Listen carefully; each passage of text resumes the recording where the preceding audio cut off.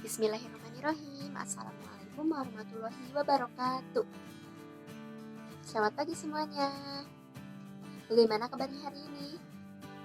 Semoga pada pagi hari ini kalian dalam keadaan sehat dan sehat walafiat ya. Udah pada siap untuk belajar? Kalian harus tetap semangat ya, meskipun belajarnya dari rumah. Dan simak video pembelajarannya dari awal sampai akhir agar kalian memahami apa yang ibu sampaikan. Oke? Selamat menyimak. Baik, pada kali ini kita akan belajar tema 5, ekosistem, subtema 3, keseimbangan ekosistem, muatan pembelajaran PPKN. Setelah pembelajaran ini diharapkan kalian mampu memahami manfaat persatuan dan kesatuan dalam membangun kerukunan hidup. Kemudian, kalian diharapkan mampu memahami manfaat persatuan dan kesatuan dalam kegiatan ekonomi, juga mampu memahami bahasa Indonesia sebagai bahasa persatuan di Indonesia. Coba simak gambar-gambar berikut. Apakah kalian pernah melihat peristiwa seperti itu? Kira-kira faktor apa saja sih yang mempengaruhi peristiwa tersebut dan mengapa masyarakat mau melakukan kegiatan itu? Jawab ya pertanyaan ini di grup WA. Persatuan dan kesatuan dalam kehidupan sosial budaya. Kehidupan masyarakat Indonesia mempunyai keunikan tersendiri dibandingkan dengan kehidupan masyarakat bangsa lain. Pengaruh letak geografis Indonesia turut memengaruhi kehidupan sosial dan budaya masyarakat Indonesia. Masyarakat Indonesia terdiri atas suku, budaya, agama, dan latar belakang yang berbeda-beda. Meskipun beraneka ragam, Indonesia tetap merupakan satu kesatuan. Kesatuan wilayah memiliki makna bahwa wilayah Indonesia yang terdiri dari ribuan pulau tetaplah satu kebulatan wilayah nasional dengan segala isi dan kekayaannya.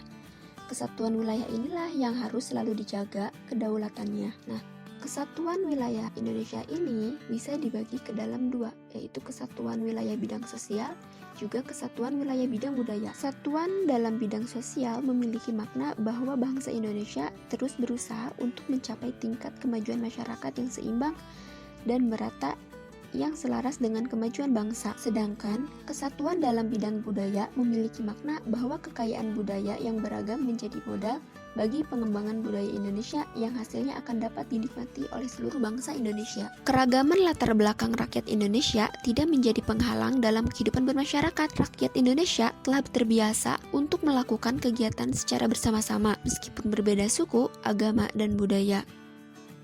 Nah, ini merupakan beberapa contoh sikap yang menunjukkan persatuan dan kesatuan sosial budaya. Yang pertama, saling menghormati penganut agama lain yang sedang beribadah. Yang kedua, bergotong royong membersihkan lingkungan. Ini juga merupakan sikap menunjukkan persatuan dan kesatuan sosial budaya. Selanjutnya, bekerja sama membangun sarana umum seperti membangun jalan, jembatan, dan lain sebagainya. Keempat, membantu korban bencana alam. Yang kelima, menghargai kebudayaan suku lain. Lalu, apa manfaatnya yang diperoleh masyarakat dengan adanya persatuan dan kesatuan sosial budaya ini? Manfaatnya yaitu tumbuh rasa kebersamaan di antara warga masyarakat, memperkuat rasa cinta tanah air, lahirnya sikap solidaritas antar warga, dan memperkuat pertahanan dan keamanan bangsa. Karena letak negara Indonesia yang strategis menyebabkan Indonesia memiliki beragam suku bangsa, agama, dan budaya. Dengan begitu, banyaknya keragaman di Indonesia ini perlu adanya persatuan dan kesatuan dalam segala bidang, bukan hanya pada sosial dan budayanya saja. Nah, salah satu hal yang dapat menyatukan bangsa Indonesia adalah wawasan Nusantara. Wawasan Nusantara adalah cara pandang dan sikap bangsa Indonesia terhadap diri dan bentuk geografisnya.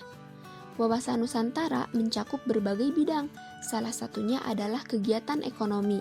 Perbedaan lingkungan geografis menyebabkan munculnya berbagai kegiatan ekonomi yang beragam.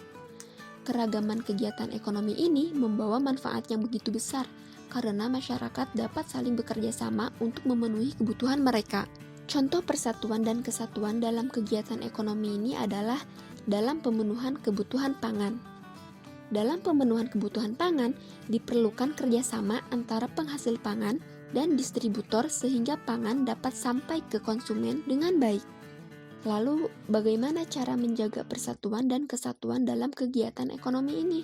Yang pertama, bersikap terbuka terhadap pelaku ekonomi lain. Artinya, harus ada transparansi antara pembeli dan penjual. Tidak adanya kecurangan dari penjual ataupun dari pembeli.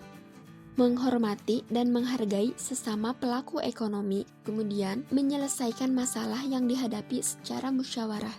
Jika ada masalah, lakukan secara musyawarah, jangan main hakim sendiri.